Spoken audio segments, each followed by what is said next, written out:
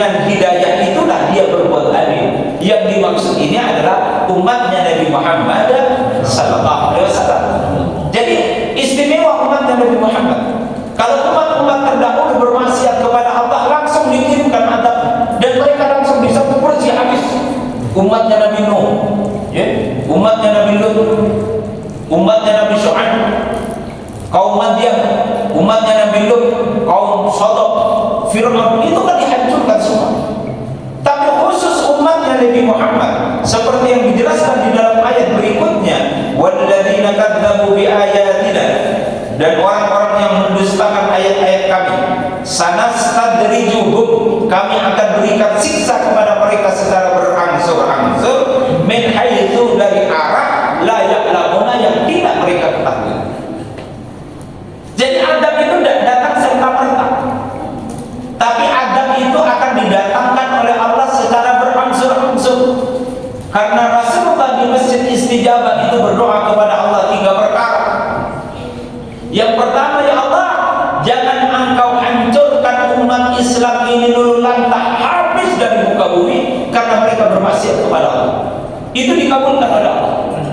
Jadi karena sebab kita bermaksiat, Allah tidak akan kirimkan azab yang menyebabkan umat Islam seluruh dunia ini dihancurkan oleh Allah, seperti umatnya Nabi Lut, kaum Sodom, hancur seluruhnya. Kaum Ad, kaum Samud, kaum Madian, kaum itu kan hancur, tidak tersisa. Kalau dilacak sekarang, mana keturunan kaum Madian, tidak ketemu. Kalau dilacak mana keturunannya kaum Sodom, umatnya Nabi Lut, tidak ketemu. Kaum Ad, kaum Samud, tidak ketemu. Sudah tidak ada garis keturunan mereka karena sudah dihancurkan oleh Allah, karena sebab mereka bermaksiat kepada Allah Subhanahu wa ta'ala. Lalu yang kedua, ya Allah, janganlah umat Islam yang bermaksiat langsung diadab. Lalu adab itu menyebabkan secara polosan menghancurkan umat Islam. Dan kemudian itu juga dikabulkan. Yang ketiga, kemudian Rasulullah berdoa agar umatnya dihindarkan dari perbedaan pendapat. Nah, yang ketiga ini tidak dikabulkan, sehingga kita ini berpotensi cekcok karena beda pendapat. Yang satunya NU, satunya Muhammadiyah, sholat subuh bisa cekcok. Di daerah Klaten itu ada masjid yang generasi tuanya NU, yang generasi mudanya itu sudah ada pembaruan, ngikut kajian-kajian hadis, sehingga yang generasi muda tidak mau kunut. Karena yang generasi muda mengatakan kunut itu sudah tidak ada, itu mengada-ada.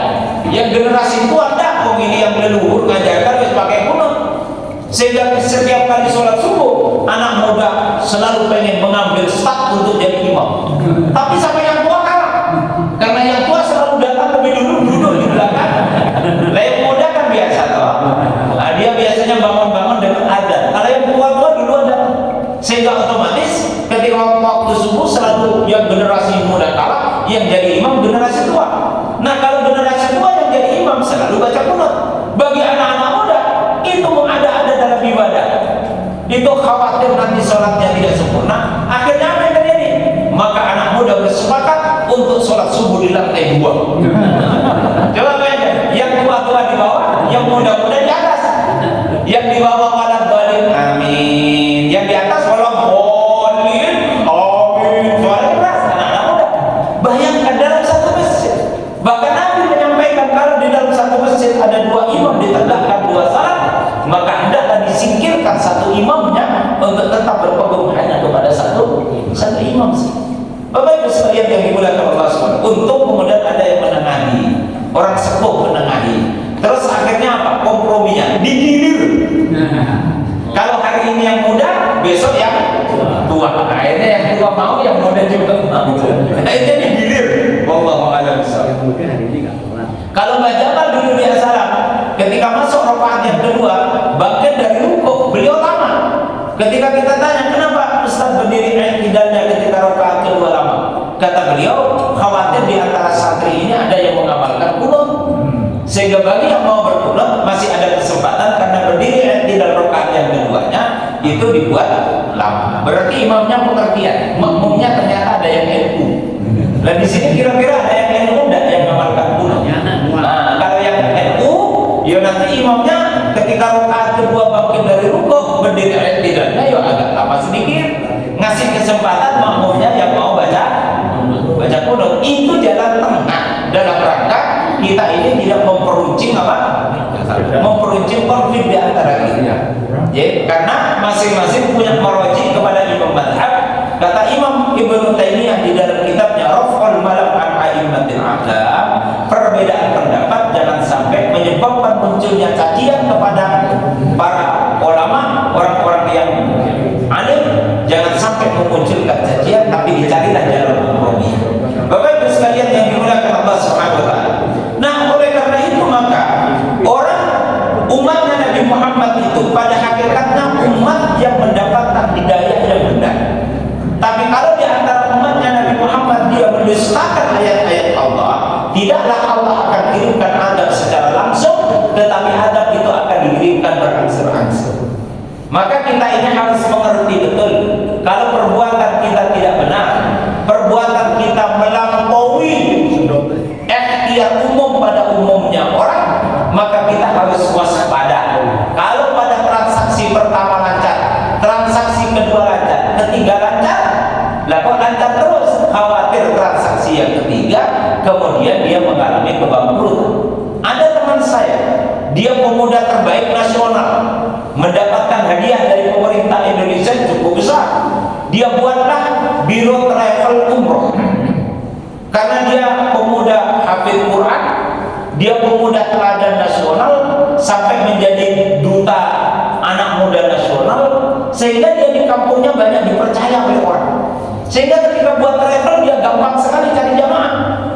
Maka beliau cerita kepada saya waktu saya ngisi pesantren Ramadan Kemendikbud di hotel di Yogyakarta, Erspak, Hotel Erspak bintang 5 itu. Dia cerita kepada saya, anak Jawa Barat. Cerita. Jadi ketika memberangkatkan pertama itu 45 orang, dan dia langsung dapat rekanan di Saudi sana. Dapat rekanan mengatakan, Mas, orang usah dibayar dulu, nanti kalau udah selesai baru bayar. Kan enak ya? Jadi nanti kalau udah selesai baru bayar. Maka berangkatlah 45. Selesai kegiatan umroh di sana, baru dibayar cash. Baru mereka pulang aman. Ditariklah angkatan yang kedua, naik menjadi 75 orang. Sama transaksinya, bayar belakangan. Jadi naiklah lagi menjadi 150, naiklah menjadi 175, naiklah 1 tahun, 2 tahun aman, dan terjadilah keakraban yang luar biasa, akrab antara dia dengan, sehingga sampai akhirnya dia akan memberangkatkan satu keberangkatan itu 600 jamaah. Dia sewa pesawat. Kan udah beda dong. Karena udah ada keakraban dan macam-macam, uang udah dikirimkan ke sana. Nah, ketika uang dikirimkan, kemudian jamaah diberangkatkan, ternyata hotel tidak ada, penjemputan tidak ada, makan sehari-hari tidak ada. Lah kalau satu yang berangkat umroh itu 25 juta dikali 600, kira-kira berapa? Banyak. Jadi ketika di dalam pemberangkatan yang jumlahnya besar, yang miliaran rupiah, disitulah lalu kemudian dia melakukan apa? Penipuan. Nah, ini yang harus kita waspadai bersama-sama, bahwa ternyata orang baik itu tidak bisa hanya sekali, 2 kali, 3 kali, 4 kali, 5 kali. Pas giliran ketika angkatan besar, barulah kemudian terjadi penipuan orang itu. Maka harus berhati-hati. Maka bisa jadi di dalam bisnis yang kita jalankan itu ada sesuatu yang keliru, ada yang keliru. Maka setiap orang harus cepat-cepat untuk memahami kekeliruannya, karena Allah akan